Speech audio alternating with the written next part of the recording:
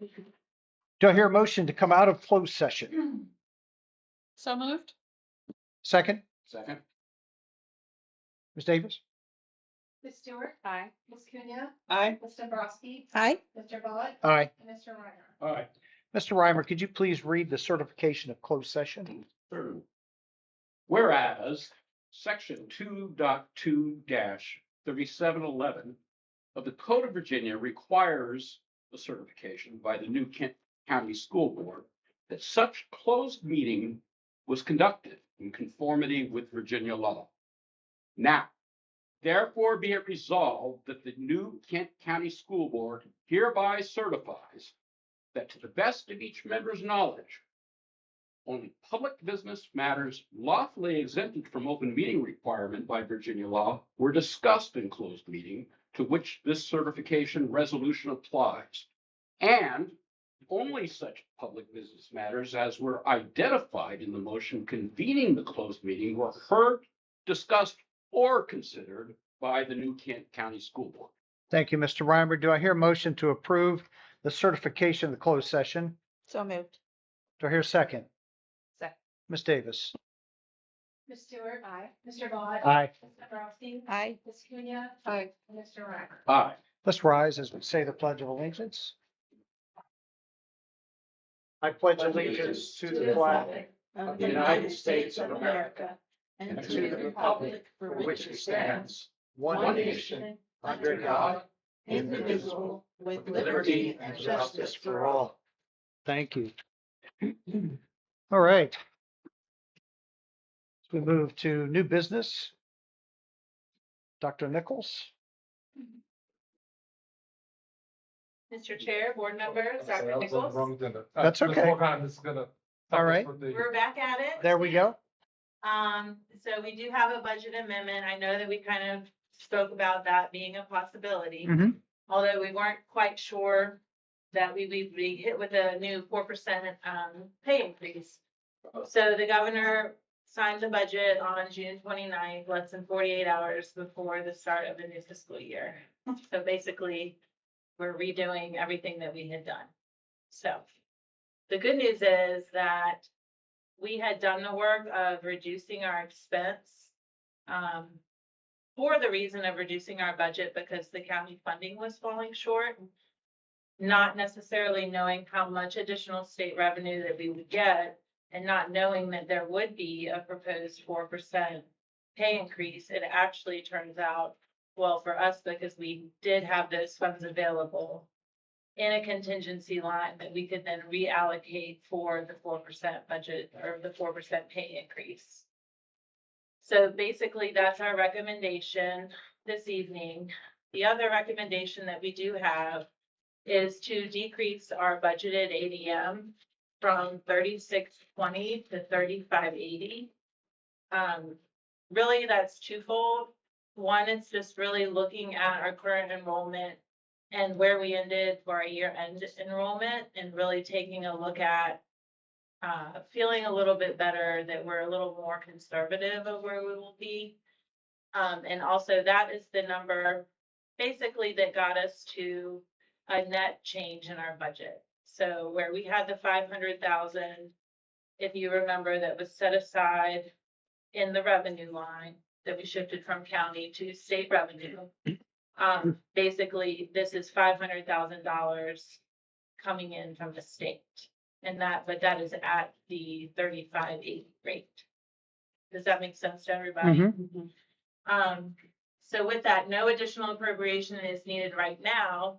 What that might mean is later in the year, as we see what our enrollment is, and we maybe feel a little bit better, that we might come back and appropriate some additional funds for some purposes, yet to be known, or other items that we can discuss. So for now, the revenue detail, it's in the board docs. These are the lines that we're changing, basically redistributing from that miscellaneous state revenue line into the lines that we actually are receiving the revenue. And then also attached is the expenditure adjustments. And you'll notice on that all of our salary and benefit lines are changing and none of the other lines for stuff or change. So everything that we talked about that was non-salary and benefits is not changing.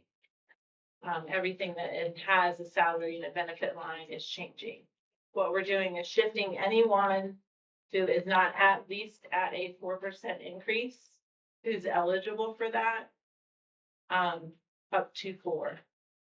So for example, someone maybe that was at the very top of the scale might not get 4%, they may still only get 3.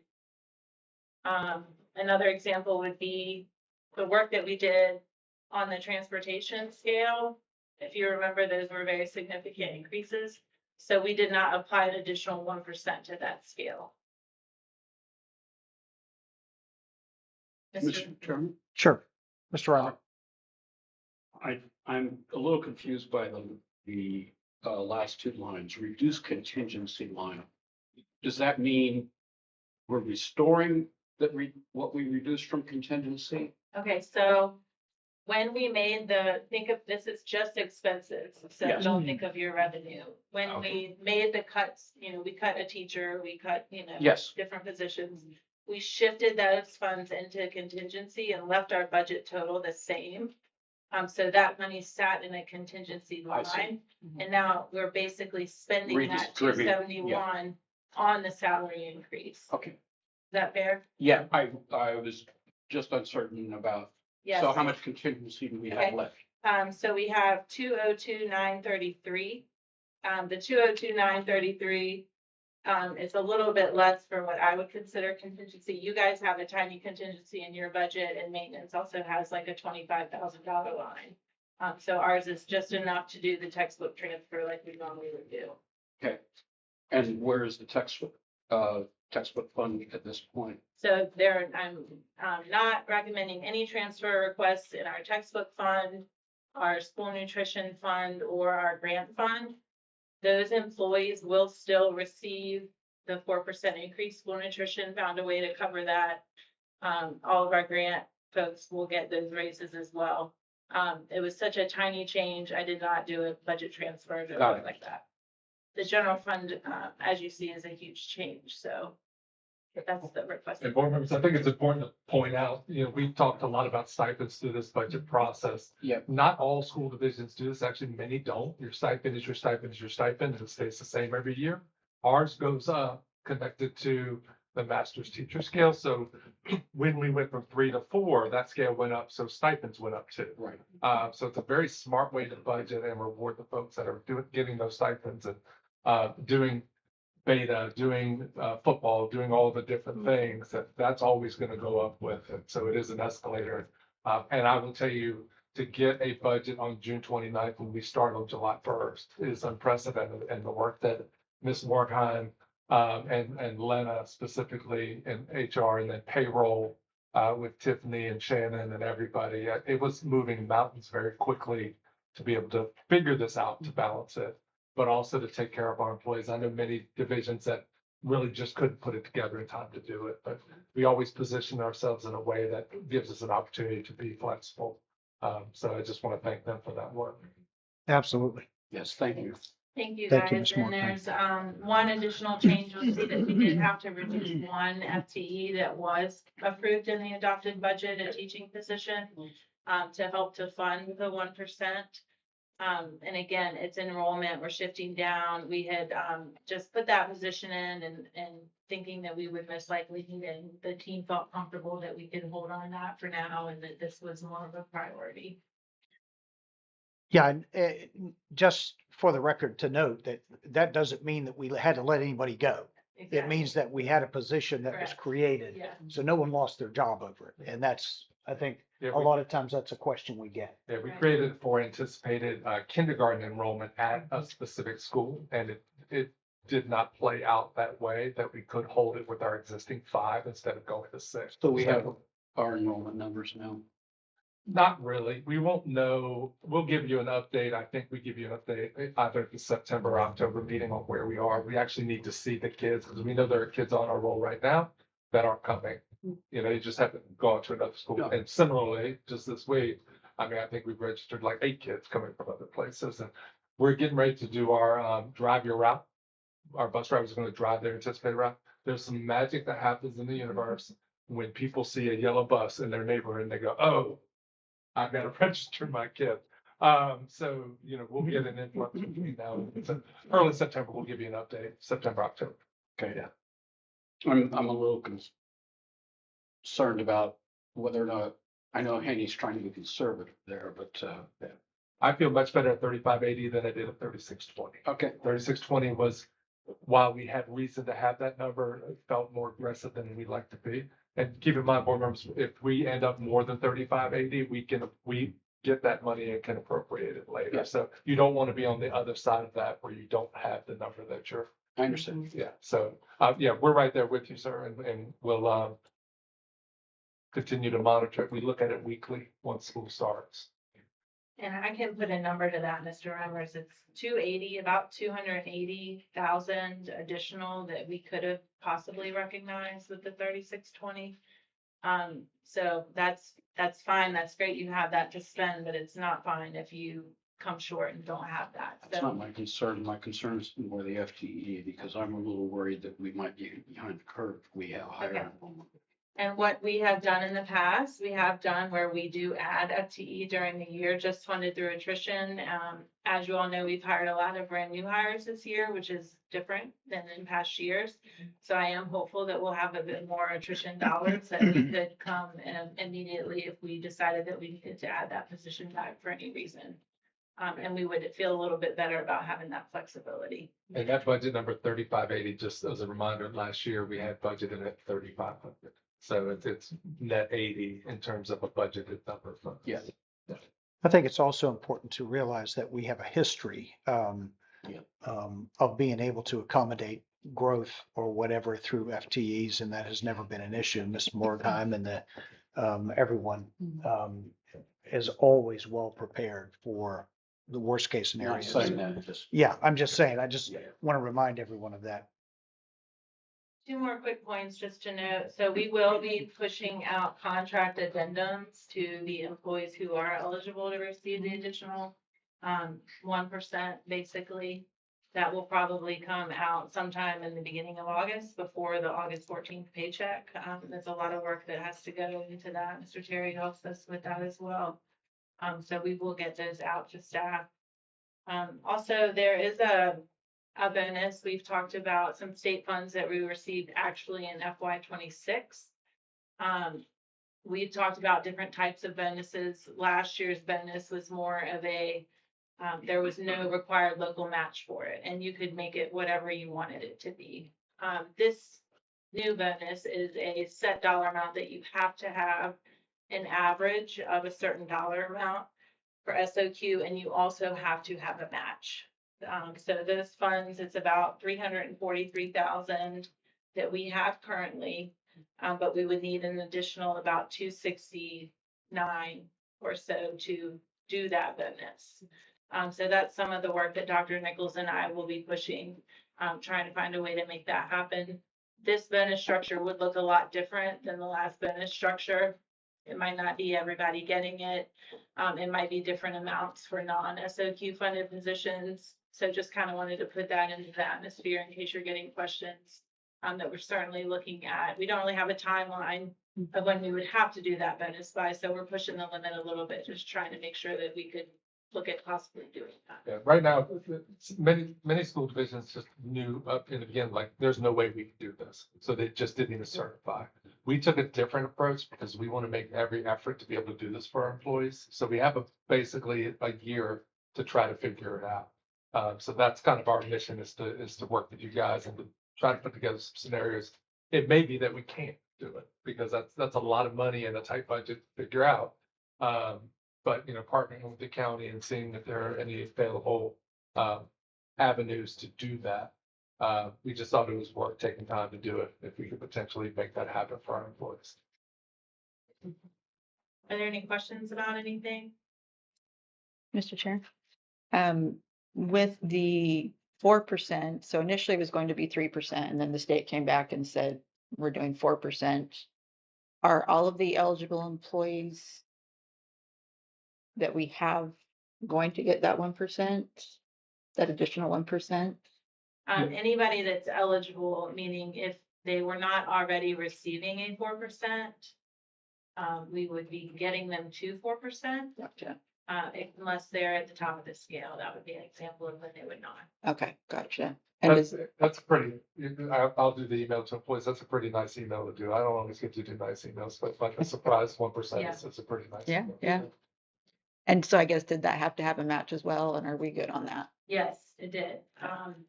So it works the same way as the 3% worked. In fact, there's a lot of divisions that aren't able to do it because they didn't have any funding in the waiting, and they're not going back to their local government saying, oh, by the way, I need another, $300,000. Okay. They're already starting their budgets 2 days later. So a lot of divisions were having to not do it and prorate, and then we would lose those state funds. So thankfully, we had done that work, really because the county had reduced us. But that paid off in the end, that we had a way to make that happen for our staff. So Awesome. appreciative of that work. Yeah. Thank you for all your hard work. Anyone else? Yeah. Ms. Morgheim, thank you so much. Dr. Nichols, everyone that worked on that to make it happen so quickly. From our perspective, it seems seamless, but we realize we're not ignorant to the fact that a whole lot of work and a lot of hours went into this. Yeah. And I know that the employees will appreciate it as well. So thank you. We appreciate your Thank you. support. Dr. Nichols, Yes, back I to you. have, the next item, and that is our annual, this comes to you guys annually in July. So it is, our membership to the Virginia School Boards Association. So you see the invoice there. There are rare things that go down in price. I think television's the only thing I've seen that's gone down in price. So our membership has actually gone down in price. Last year was $7,341.10. So what you're seeing in this membership is a reduction of $804.77. So that's not enough savings to be able to do the bonus, but it is savings over what we were budgeting related to it. So we'll take any savings we get. Was that a good behavior kind of thing for us? No, I just think, yes, absolutely. Yeah, thank you. Thank you. Good answer. Let's go with that. Yeah. So be happy to answer any questions, but that's. Board, any questions? Okay, thank you. Dr. Nichols, I believe you're up again. Yes, and I think Mr. Ross can help me with this one. So last year, board members, for the first time, you designated a legislative conference delegate. So this individual represents the board at the annual conference and sort of casts our vote for or against the legislative agenda. We also do things that are very unique to New Kent that may not be reflected in that. So last year, you voted for Ms. Nabrowski to be the delegate, and I believe Ms. Cunha was the alternate, but that is not in my notes. That in is my true. notes, which is dangerous. But Ms. Nabrowski, I don't know if you want to add on to it. That's basically what I have and what is before you to potentially vote on. Any It input? was- It was very simple. It was exciting to be a part of. Happy to do it again, but more than happy to also step aside if anybody else would like to do it. Okay. Thank you. Sure. All right. Any other questions? No? Okay. So under action items, consider approval of superintendent recommendations on personnel. Move that we approve the superintendent's recommendations on the personnel. Do I hear a second? A second. Ms. Davis? Mr. Reimer, Aye. Ms. Cunha, Aye. Ms. Dombrowski, Aye. Mr. Bott, Aye. and Ms. Stewart. Aye. So approved. Consideration approval of budget transfer. Do I hear a motion? I make a motion to approve the budget transfer. Second. Ms. Davis? Mr. Reimer, Aye. Ms. Cunha, Aye. Ms. Dombrowski, Aye. Mr. Bott, Aye. and Ms. Stewart. Aye. Consideration for approval of VSB membership agreement. Do I hear a motion? Motion to approve the VSBA membership agreement. Do I hear a second? Second. Ms. Davis? Mr. Reimer, Aye. Ms. Kenya, Aye. Ms. Dombrowski, Aye. Mr. Matt, Aye. and Ms. Stewart. Aye. And do I hear any considerations for a VSB Legislative Conference delegate? Move that we approve the current delegation that they will run. A second? I just have something to add, if I may. I'll be recovering from some surgery and I had expressed I'm not really able to be an alternate if that needs to be the case. So I would recommend that someone else step up in case we need an alternate. Okay. We could, let's, Move to approve Ms. Dombrowski as our legislative conference delegate. a second. Ms. Davis? Mr. Reimer, Aye. Ms. Kenya, Aye. Ms. Dombrowski, Aye. Mr. Matt, Aye. and Ms. Stewart. Aye. And we'll work through the, Yeah, something happens. yeah, Alternate. yeah, alternate. I'll Yeah. try not to get Mhm. sick. Yeah, you can't get sick. All right. Next upcoming meeting is August 4th. All right. Board member discussion. Start down at the end. Mr. Reimer. Once again, my focus for the coming year, which is going to start pretty quickly, is trying to get the new school in place. We've needed a school for some time. Hopefully, the supervisors will identify a property that we can begin designing and building on. Become more and more important. The building has issues and it will continue to get worse in terms of expense and cost of maintenance and the general health of the people that have to work there and go to school there every day. So that's going to be my focus for the coming year. And I hope that you as a community are there with me. Thank you. Thank you, Mr. Reimer. Ms. Cunha. I'm just thinking of the teachers getting ready for the new school year. Before we know it, it'll be convocation and we'll be welcoming our students back to the 26-27 school year. I just want to wish everyone a wonderful year and thank staff members, Ms. Morheim, for the great work you did on that budget. I know, again, it was a lot of work. So thank you. And again, wishing everyone a wonderful school year. Ms. Dombrowski. Ms. Anderson commented before, somebody asking her, so how's your summer going? And not knowing that everyone in the school board office keeps very busy. So thank you very much for all the work that you're doing to make the beginning of the next school year a resounding success. Want to also, for anybody listening, just welcome all the brand new teachers and administrators that will be joining us this year. We are very excited to have you and have heard obviously nothing but good things about you. So thank you for choosing New Kent and hope everyone enjoys the rest of their summer and gets ready for the new school year. Thank you. I also echo my fellow board members in appreciation for the staff and administration for all the hard work that you have done behind the scenes with getting the teachers to educate and providing the budget appropriately and working so hard to make everything happen. It's an honor and a privilege to serve on this board for this county and to work with such amazing and talented folks as we have in the system. Thank you. Yes, ma'am. I'm very encouraged by the new hires that we have this year.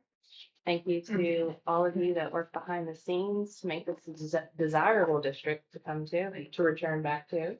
And so I'm excited as the summer is winding down and as you said, teachers are preparing to go back to the classroom, that we're gonna have a phenomenal year, and how staff morale is gonna be elevated because of this 1% increase too. So thank you so much for all of your hard work. Dr. Nichols. Thank you, and thank you, board members, for recognizing the team that goes unseen. It's a lot, it's a heavy lift to turn the school division around so quickly, get all the maintenance done. If you're at the high school, you see a giant crane lifting rooftop units. So we have a countdown clock, I can tell you down to the minutes and seconds when we open. And we will be ready. We're gonna start driving our routes, so you see our buses out there, making some, schedule changes and some different things like that, but it takes an incredible team to pull that off. And, you know, I think they do it, make it look seamless, although it's far from seamless. You heard an incredible budget presentation, but that's because partnership with the county, and my counterpart at the county, and then Haney and her counterpart at the county, just give ourselves contingencies to be able to make it happen. So I'm glad we were able to deliver that. There were a lot of things in that budget we couldn't deliver. But they are on tap and will be part of our discussion moving forward. So at the next board meeting, I'll bring you an opening of schools report. I'll talk about some of the significant changes that are underway for students, staff, and you'll kind of see board input and community input reflected in those. So I'm excited to bring that to you. But for now, we're going to enjoy the last few weeks of summer. So thank you, Mr. Chair. Thank you. And with that, our meeting is adjourned at 6:26 PM. Thank you.